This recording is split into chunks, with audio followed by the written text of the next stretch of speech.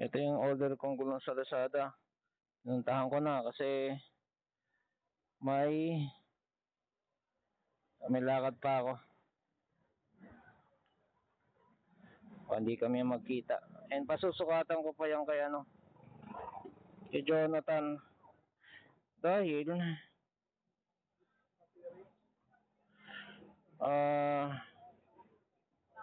susukatan ko yung kay Jonathan dahil bakit nga ba?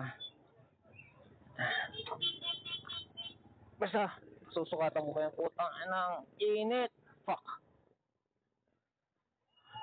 Putang inang init.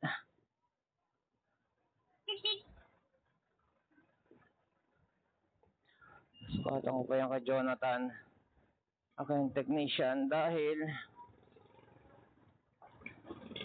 siya lang ang pwedeng mag-ano nito dahil may mga nangyari na panti yun dahil may nangyari na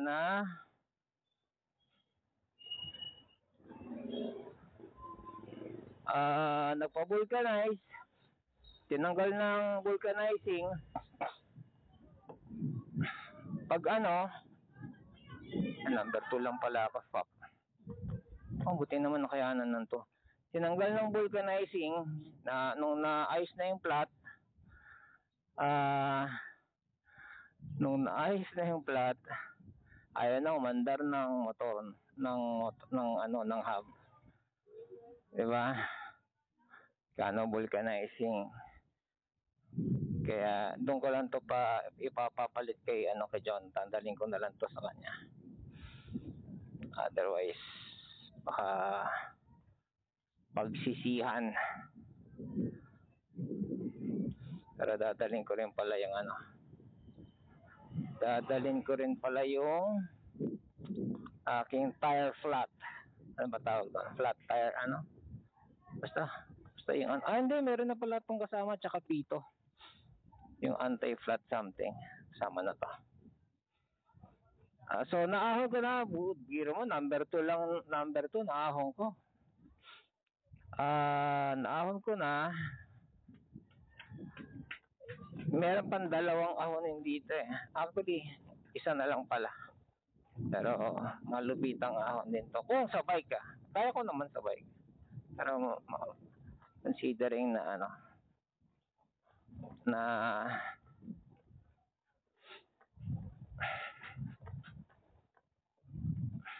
basta ahon.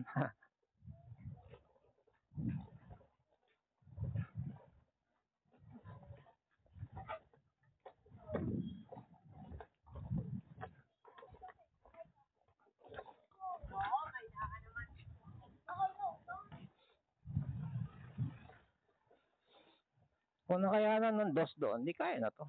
Diba? Lalang challenge lang.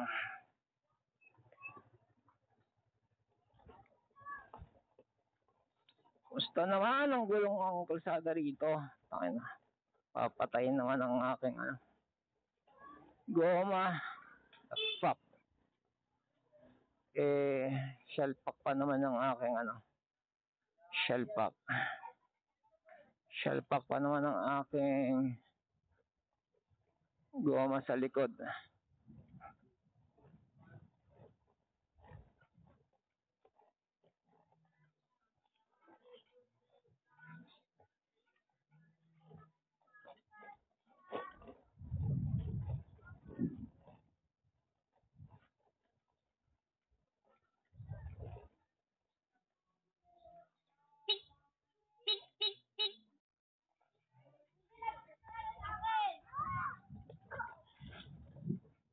Ito na yan, yung ahon.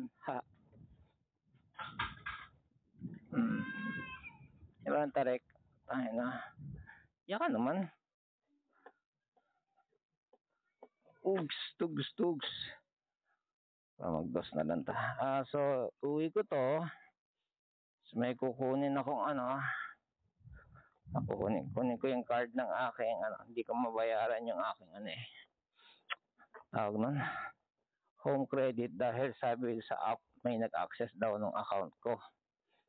Ay putya, yun lang, baka may nangutang doon Yan ah.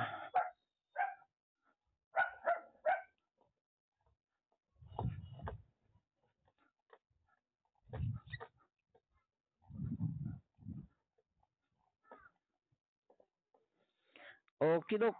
Pasok, hindi. Hindi, pasok ko muna. Hirap na.